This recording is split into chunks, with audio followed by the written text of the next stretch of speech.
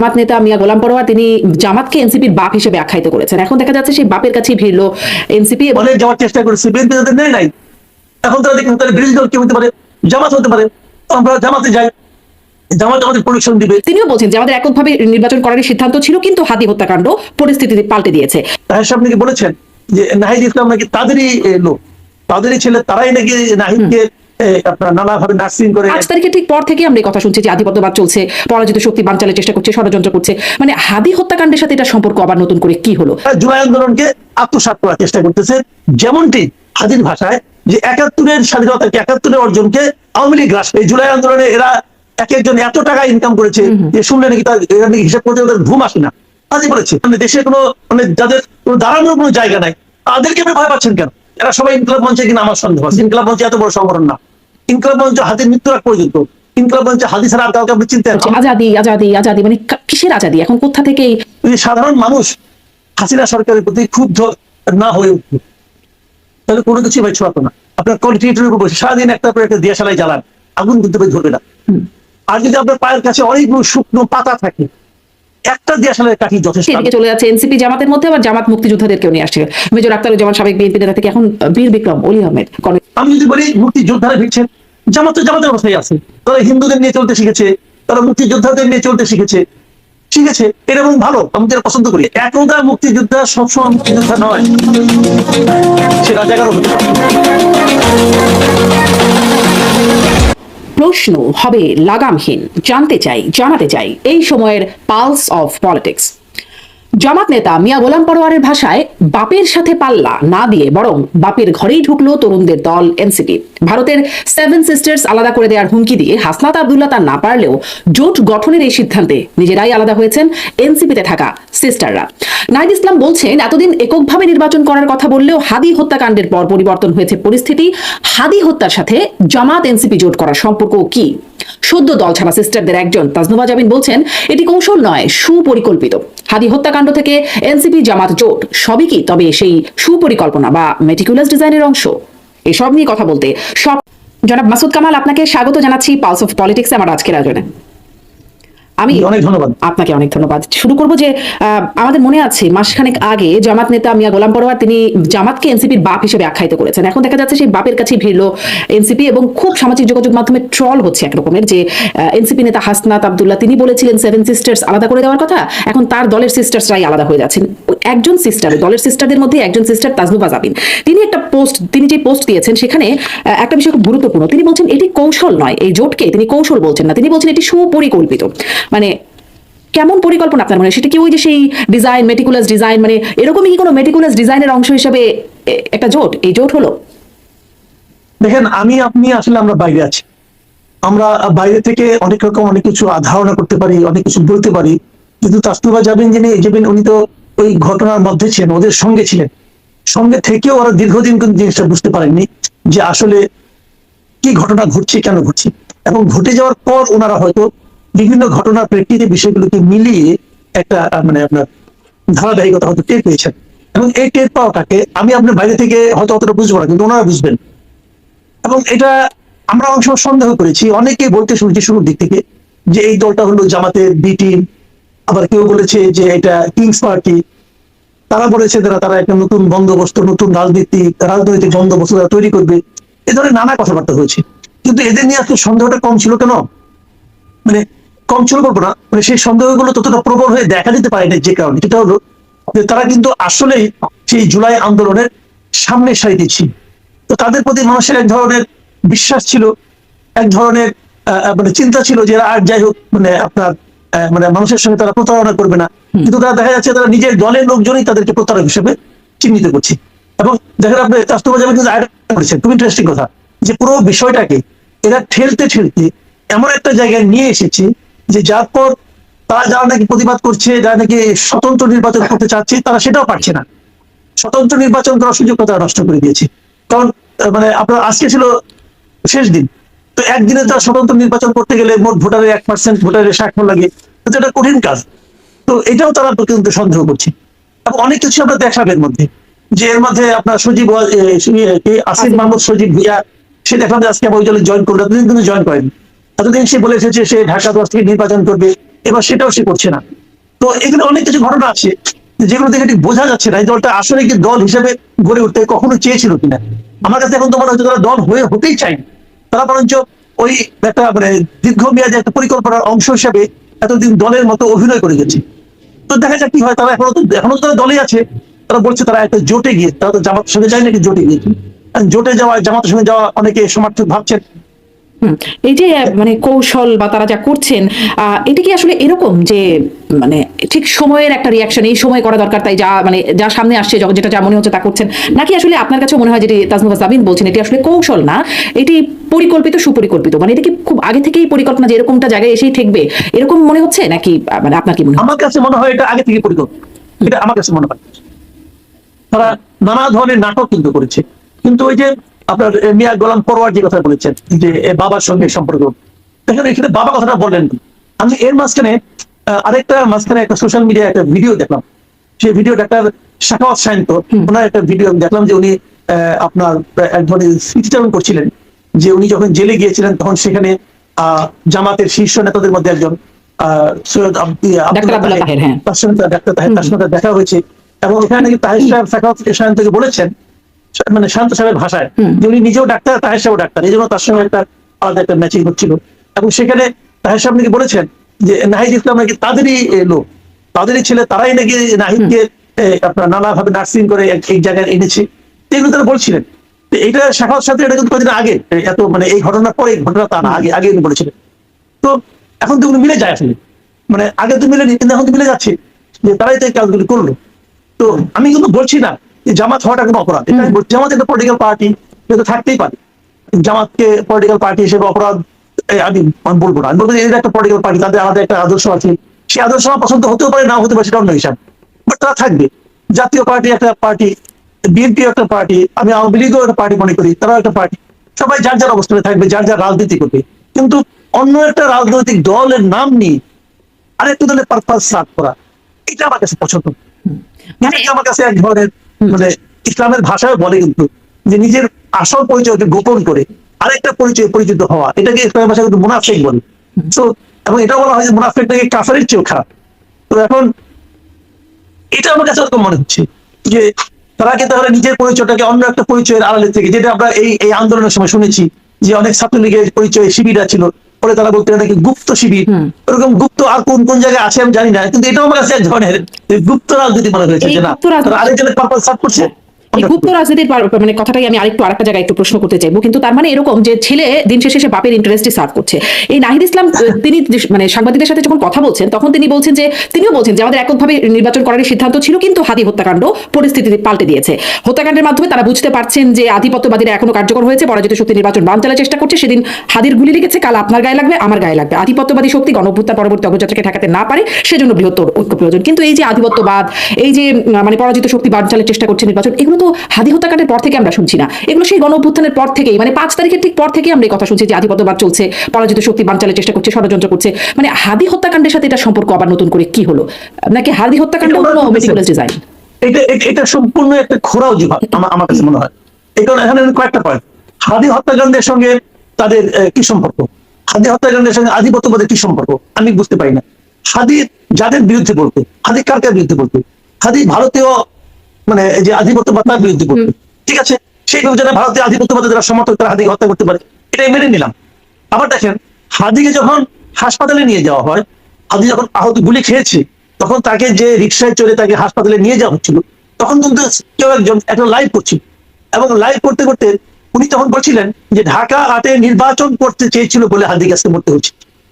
তাছাড়া খেয়াল করেন আপনি দুটো জিনিস এখানে দেখেন, যখন তাকে ডাক্তারের কাছে নিয়ে যাচ্ছে তখন একজন লোকের কি লাইভ করার মতো মানসিকতা থাকতে পারে, ছিল, এবং সে একই কথা বারবার বলছিল যে ঢাকা 8-এ নির্বাচন করার অপরাধে তাকে হত্যা করা, তার মানে সে পুরো হত্যার দায়টা চাপাচ্ছে ঢাকা 8-এর অন্য কোনো প্রার্থী অথবা হাদি ঢাকা 8-এর নির্বাচনে অংশ নিলে যার ক্ষতি হতে পারে তার দিকে চাপাচ্ছি। সেই হিসাবে আপনি ধরে নিতে পারবেন মির্জা আব্বাসের দিকে, এটাও গেল একটা দিক দিয়ে। আবার আরেকটা দিক দিয়ে হাদি আর কার বিরুদ্ধে বলেছিল, হাদি তো এনসিপির বিরুদ্ধে কথা বলেছে, স্পষ্টভাবে বলেছে এনসিপির বিরুদ্ধে, বলেছে যে এনসিপি কে সে তারপর সে বলতেছে এদের মূল অপরাধটা হলো যে এরা জুলাই আন্দোলনকে আত্মসাৎ করার চেষ্টা করতেছে, যেমনটি হাদির ভাষায় যে 71-এর স্বাধীনতাকে 71-এর অর্জনকে আওয়ামী লীগ গ্রাস করার চেষ্টা করেছিল।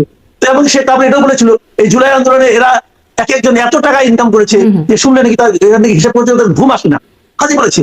আচ্ছা, হাজি আরেকটা কাকে বলেছে, এই যে মব, এই মবের ব্যাপারে হাজি একটা বক্তব্য ছিল, বলেছিল প্রথমত তার সামনে যে আপনার একবার জিয়া ফতোয়াতে গিয়েছিল কিছু লোক তৌহিদি জনতা নাম নিয়ে, তাদের সম্বন্ধে হাজি সমালোচনা করেছিল, বলেছিল আপনি ওখানে যে দাঁড়িয়ে আছেন কেন, আপনি যদি প্রথম আলো পলিসি পছন্দ না হয় আপনি 10টা প্রথম আলো তৈরি করেন, ওখানে আপনি দাঁড়িয়ে দাঁড়িয়ে করেন। তাহলে এখন দেখেন হাজি যার যার বিরুদ্ধে বলেছে, হাজির মৃত্যুর জন্য তো আমরা সবাইকে দায়ী করতে পারি।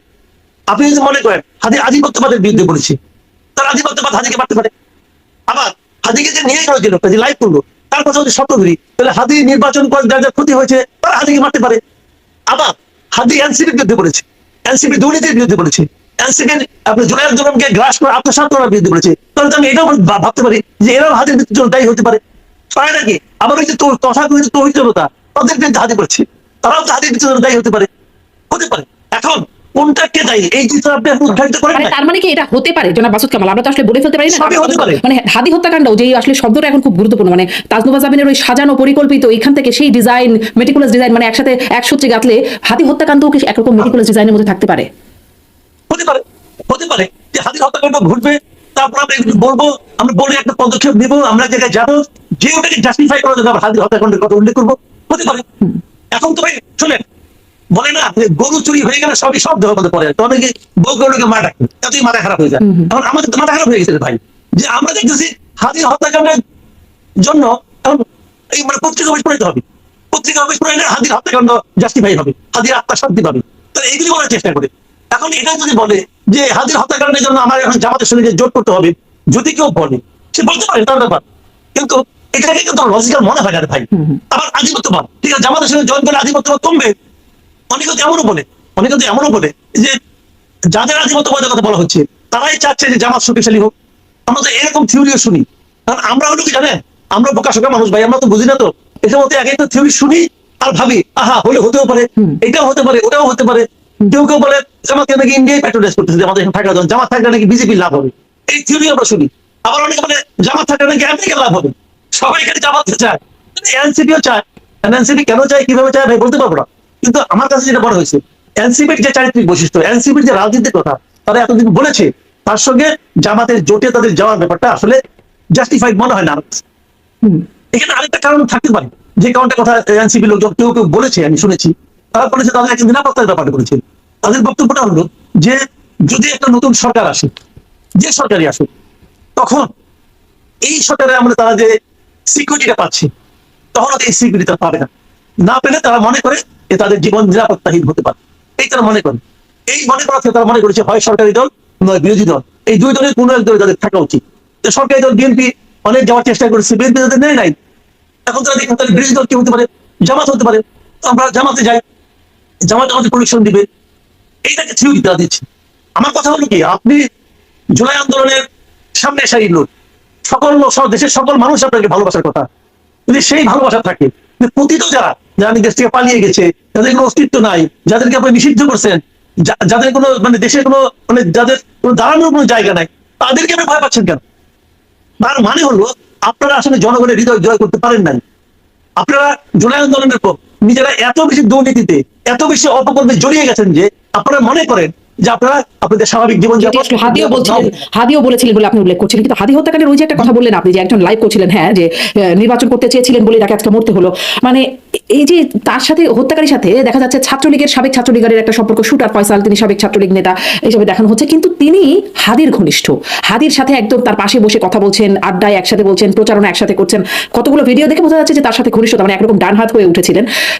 অনেককেই গ্রেপ্তার করা হচ্ছে, কিন্তু হাদির সাথে যারা ঘনিষ্ঠ, ওই আড্ডায় যারা আছেন, তাদেরকে কি মানে আপনি কি জানেন এরকম কিছু হয়েছে যে এত ঘনিষ্ঠ কিভাবে হয়ে গেলেন? সেই যে গুপ্তর কথা আপনি বলছিলেন, যে গুপ্ত মুনাফিকের রাজনীতি করেছে এতদিন, এরকম মুনাফিকি কেউ কি মানে আগে ছাত্রলীগে ছিল, আসলে তারা শিবির, বা আগে তারা আসলে গুপ্ত ছাত্রলীগ, কেমন মুনাফিক তারা ওর মাধ্যমে এসে ঢুকলো, ঘনিষ্ঠ জনের কাছ থেকে কি তাদেরকে কোনো জেরার মুখে নেওয়া হচ্ছে বলে জানেন?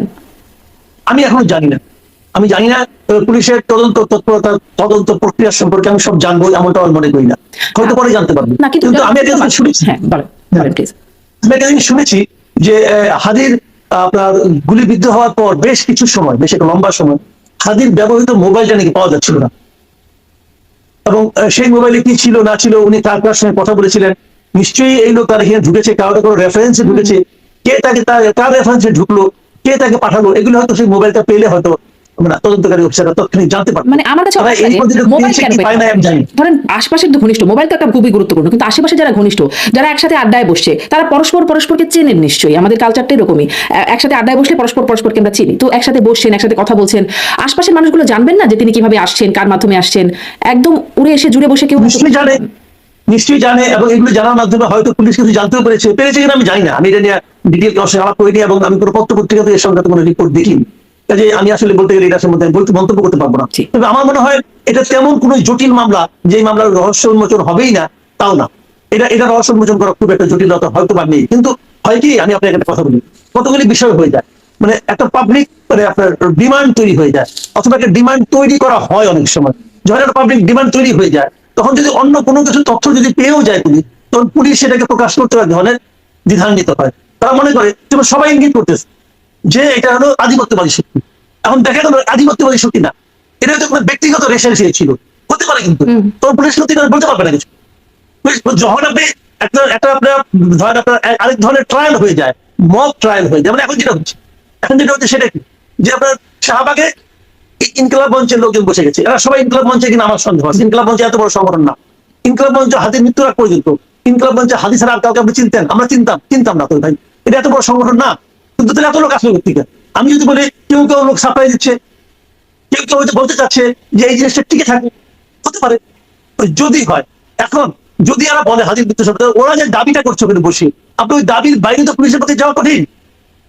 পুলিশ যদি দাবির বাইরে অন্য কিছু বলতে চায়, তাহলে তো পুলিশের আরেকটা চাপ আসবে, যে তুমি এই মামলাটাকে অন্যদিকে ঘোরাতে চাচ্ছ। এখন তারা যে লাইনে চাচ্ছে, পুলিশকে ওই লাইনে তদন্ত করতে হবে, অথবা চুপ করে থাকতে হবে। আপনি কি করবেন? এই জন্য হয় কি, পুলিশ তদন্ত করছে, আপনি একজন সমস্যা বেঁধে দিয়েছেন যে 35 দিনের মধ্যে অথবা 45 দিনের মধ্যে বিচার করতে হবে, মানে আসামি ধরতে হবে না, বিচার করতে হবে। তো আপনি এখন আসামিও ধরতে পারেন না, কে আসামি তাও জানেন না, যার নাম দেখানো হচ্ছে, যাকে দেখানো হচ্ছে যে এই লোকটাই ফয়সাল নাকি নাম, ওই লোকটাই যে করছে তার কি গ্যারান্টি আছে? অথবা ওই লোকটা তো পেইড হতে পারে, ও তো হয়তো মানে কোন কন্ট্রাক্ট কিলার হতে পারে। যদি কন্ট্রাক্ট কিলার থাকে তাহলে আমার তো লাগবে কন্ট্রাক্ট কে দিয়েছে তাকে। এগুলো তো অনেক দূর ব্যাপার।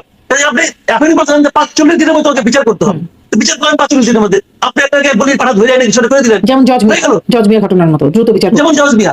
এটা তো ওভাবে হয় না রে ভাই, আপনাকে তো সময় দিতে হবে। একটু বলেন তো যে এটা কি মানে বিচারের জন্যই আসলে এত এই মানে আন্দোলন? শুধু তো শাহবাগে না, বিভাগীয় শহরে অবরোধ তারা ডেকেছে, সর্বাত্মক অবরোধ তারা কর্মসূচি ডাকছে, এরকম কি যেন দেখছিলাম আমি খবরে, বিভাগীয় শহরে। তো এগুলো কি আসলে হ্যাঁ বিচারের দাবিতে নাকি পেছনে অন্য কিছু? আমি বলি, আপনি বিচারের দাবিটা কিন্তু অন্যায়, বিচারের দাবি থাকতেই পারে, থাকাই উচিত। এবং হাদি এমন একটা ক্যারেক্টার, তার জন্য বিচারের জন্য সবাই মাঠে নামবে, এটাই স্বাভাবিক, এতে আমি কোনো অন্যায় দেখি না। কিন্তু আমার কথা হলো কি, যে বিচারকে যদি আপনি বলে দেন কি করতে হবে, আপনি যদি নির্দিষ্ট করে বলে দেন যে ওই মারছে, আমি জানি ও মারছে, আপনি কি করে জানেন?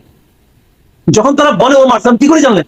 আপনি কয়েকটা ভিডিও ফুটেজ দেখেছেন, তাও স্পষ্ট না, এটাও কিন্তু খুব যে স্পষ্ট তাও না, তারপরে মানলাম, কিন্তু এটা কে মারিয়েছে? দেখেন, আমি প্রথমত এর জন্য দায়ী করবো গভর্নমেন্ট, কিভাবে দায়ী করবো সেটা বলি আপনাকে। আমি ধরে নিচ্ছি হাইপোথেটিক্যালি সে ইন্ডিয়া চলে গেছে, আমি ধরে নিচ্ছি কোন একটা সীমান্ত দিয়ে গেছে, সে কোন সীমান্ত দিয়ে গেছে কেউ জানে না। আচ্ছা, ঢাকা থেকে যদি আপনি যে কোনো সীমান্ত যেতে চান, 6-7 ঘন্টা সময় তো লাগবে না? সে তো ঢাকা থেকে হেলিকপ্টারে করে যাবে না, সে গাড়িতে গেছে।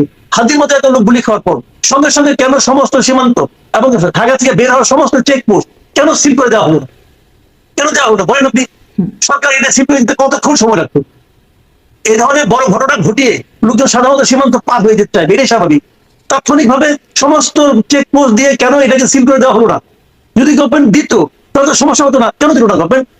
গভর্নমেন্টের নিশ্চয়ই এক ধরনের মনে করি হয় ভুল অথবা আশকারা, আমি জানি না, তাহলে এই ভুলটা গভর্নমেন্ট করলো কেন? আবার দ্বিতীয়ত, নিজে গিয়েছিল দেশের বাইরে, তারই বা গ্যারান্টি কি? তারই গ্যারান্টি কি? কেউ দেখছে? দেখে নাই। মেঘালয় পুলিশ বলেছে তাদের এখানে তো আসেনি, বলে দিয়েছে, তাহলে কি দাঁড়ালো বিষয়টা? তাহলে আমরা কিন্তু অন্ধকারে একটা সুই খুঁজতেছি, ঘরের একটা সুই পড়ে গেছে, প্রথম কাজ আমি বাতি বিষয় নিয়ে দিয়েছি, দিয়ে এখন আমি বলছি কেন সুই পাওয়া যাচ্ছে না, তাড়াতাড়ি সুইটা খুঁজে বের করো, লাইট জ্বালান, তারা লাইট জ্বালান, আপনার ঢের দিয়ে লাইট ভাঙিয়ে ফেলান, তাহলে কেমন হবে ভাই? এরা যেটা করতেছে, মানুষের তদন্তকারী অফিসার যারা আছে, কর্মকর্তা যারা আছে, পুলিশ যারা, আমি কিন্তু পুলিশের উপরে অত্যন্ত আস্থাশীল ব্যক্তি একজন।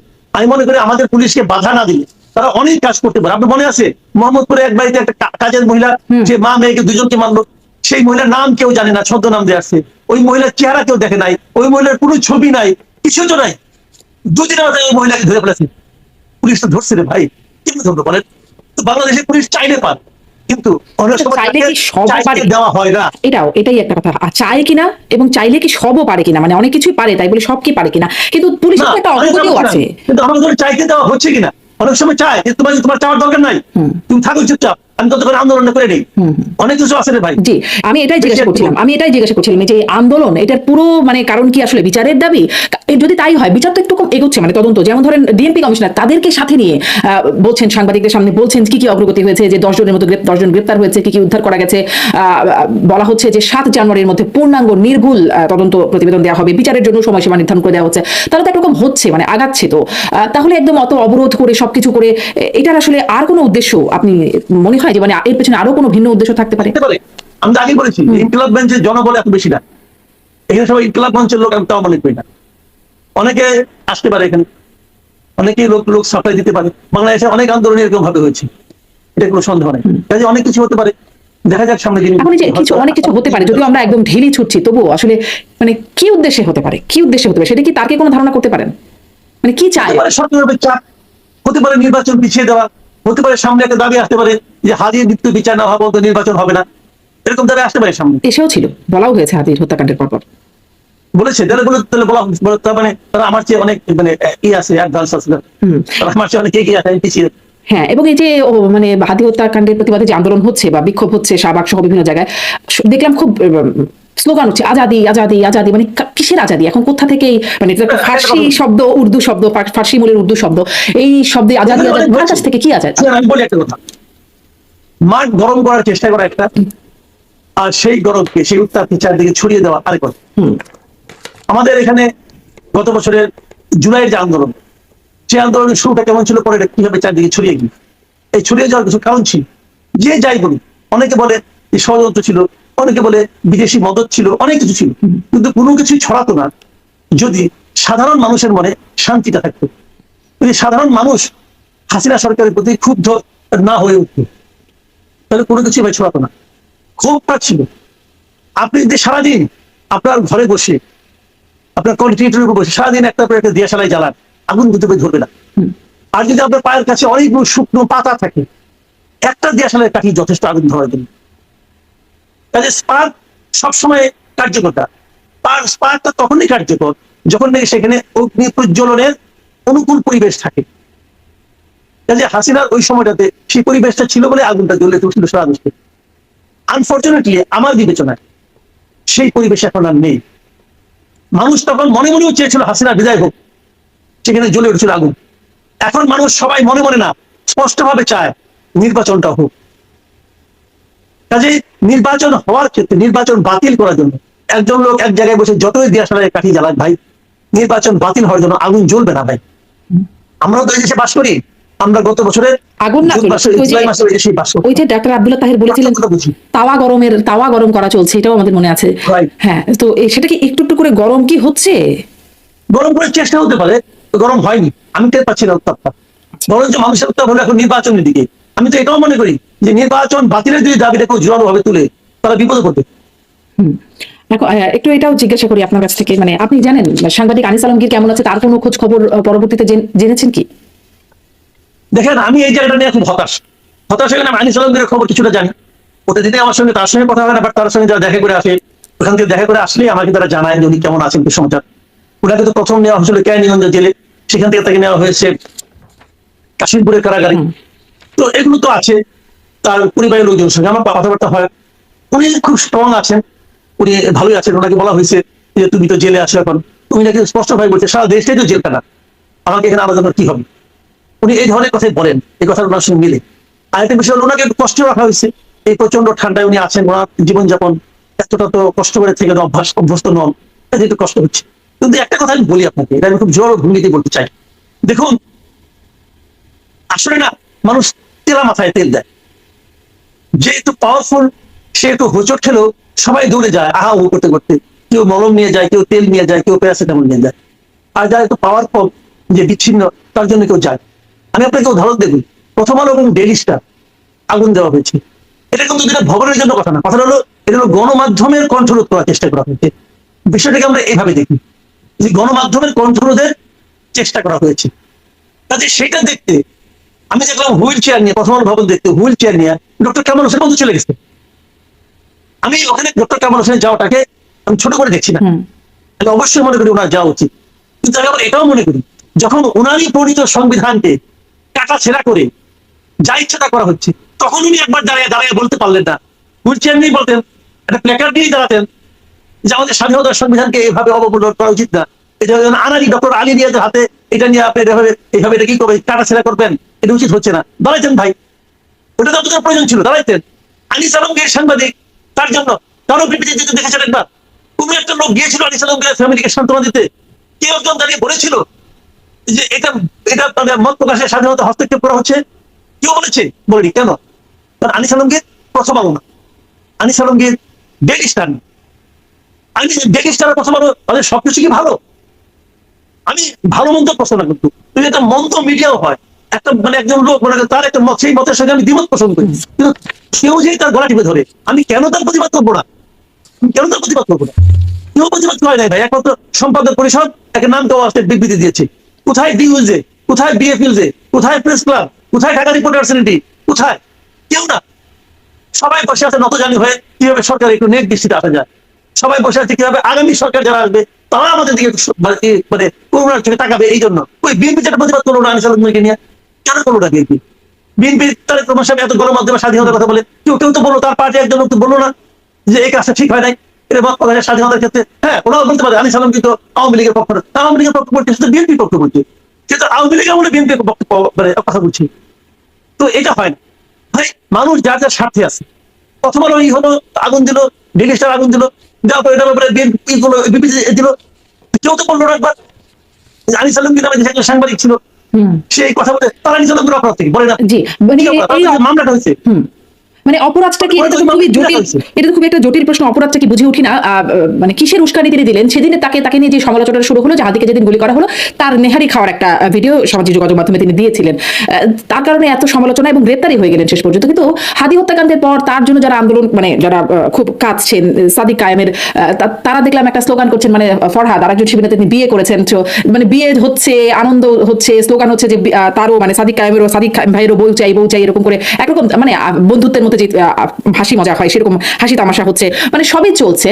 এদিকে একদিকে আনিস আলমগীর গ্রেপ্তার হয়ে গেলেন, তিনি একটা নেহারি খেয়েছিলেন, আর আমাদের রাস্তাঘাট সব আটকা পড়ে যাচ্ছে, মানে শাহবাগ বা বিভাগীয় শহরে অবরোধ চলছে। এদিকে তো যারা আন্দোলন করছেন তাদের তো সবই চলছে। এগুলো আটকে ফেলে তাহলে আসলে কাকে জিম্মি করছে? না না, আপনি আপনি আপনি আনিস আলমগীরের মামলার এফআইআর দেখেছেন? পারলে দেখেন, আমি তো চার আপনাকে পাঠিয়ে দেবো, দেখেন আপনি। কি লেখা আছে ভাই? সে নাকি কবে কোন ইউটিউবে কোথায় কোন বক্তৃতা দিতে যায়, সে নাকি কবে কোন টেলিভিশনে বক্তৃতা দিচ্ছে, সে নাকি কি কি কথা বলছে, ওই কথা বলছে, কি কথা বলছিস, সে কি কথা বলছে, সে তার মতো করে বলছে। এবং সেখানে এটা তোমার প্রকাশের স্বাধীনতা। আপনি দেখেন কি বলে, কয়েকদিন আগে আপনার হাজির কবর জিয়ারত করতে গেছিল তারেক রহমান সাহেব, যাওয়ার পর ওখানে তাকে লক্ষ্য করে অশ্লীল ভাষায় কেউ কিছু কথাবার্তা বলেছে, তাকে পুলিশ ধরে নিয়ে গেছে, নিয়ে যাওয়ার পর তাকে আদালতে পাঠাইছে, আদালত তাকে জেলে পাঠাইছে। এই ঘটনা জানার পর বিএনপির পক্ষ থেকে বিবৃতি দেওয়া হয়েছে, তারা বলছে যে বিএনপি মত প্রকাশের স্বাধীনতায় বিশ্বাস করে। কাজে যাকে নিয়ে যাওয়া হয়েছে উনি তারেক রহমানকে অথবা বিএনপিকে দিয়ে যদি কিছু বলেন, এটা বলার অধিকার তাকে সংবিধান দিয়েছে। অতএব তাকে যাতে ছেড়ে দেওয়া হয়, তারা রিকোয়েস্ট করেছে গভর্নমেন্টকে। আচ্ছা, খেয়াল করেন, বিএনপি এর দ্বারা তারা নিশ্চয়ই আমি মুগ্ধ হবো, আমি মুগ্ধ হয়েছি। মুগ্ধ হওয়ার পরপরই ভাবছি, এটা যদি তারেক রহমানকে গালাগালি করা যদি মত প্রকাশের স্বাধীনতা হতে পারে, তাহলে আনিস আলমগীরের স্বাধীনতা নাই কেন? আপনি কথা বলেন, ওই বিএনপি যখন বলেন আনিস আলমগীরের কথা, হ্যাঁ আপনি বলবেন যে তখন তো তারেক রহমান দেশে আসে নাই, কাজে বিএনপি বুঝতে পারে না। তারেক রহমান আসার পর ওদের জ্ঞান চক্ষু উন্মোচিত হয়েছে, এটা বলতে পারেন আপনি। ওকে, ভালো কথা। আগেরটাই বলেন যে এছাড়া আরো যারা যারা মত প্রকাশের স্বাধীনতা, যারা মত প্রকাশ করতে যে জেলখানে গেছে, বিচার তাদেরকে ছেড়ে দেওয়া হোক। এই কথাটা বললেই বিএনপির কি ক্ষতিটা হবে? বিএনপি এখানে কি পথ দেখাচ্ছে ভাই, এইগুলোটা আমি বুঝি না ঠিক মতো। জি, গণমাধ্যমের প্রসঙ্গে আপনি বলছিলেন যে বড় প্রতিষ্ঠান সবাই বড়দের পাশেই থাকে। আর দেখছিলাম আমি মানে ইদানিং টক শোতে খুব আলোচিত মানে বক্তা জামাত নেতা ব্যারিস্টার শাহরিয়ার, তিনি বলছিলেন যে বাংলা এডিশন ইলিয়াস হোসেনের সেটি বন্ধের প্রসঙ্গে, যে সেটি বন্ধ করবেন, Prothom Alo, Daily Star, Jamuna, channel 24, channel I যদি বন্ধ না করেন তাহলে গতিতে যেমন বসাতে পারি ধাক্কা দিয়ে ফেলাতেও পারি। মানে এত সব গণমাধ্যমের বিরুদ্ধে আসলে অভিযোগ, এটাকে আপনার কি মনে হয়? মানে এটাকে আপনি কিভাবে দেখছেন? মানে এতগুলো গণমাধ্যম বন্ধের কথা, বাংলা এডিশন বন্ধ করতে গেলে এগুলো বন্ধ করতে হবে, এরকম একটা কথা মনে হয়। আমি একটা কথা বলি, সেটা হলো কি, যে যদি আপনি কারোর বিরুদ্ধে সরাসরি কোনো ধরনের উস্কানিমূলক কথা বলেন, তার জীবন হানি হতে পারে, এরকম ঘটনার অবতারণা করেন, কিছু লোককে উস্কিয়ে দেন, এরকম যদি হয়, সেটা কিন্তু ফৌজদারি অপরাধের মধ্যে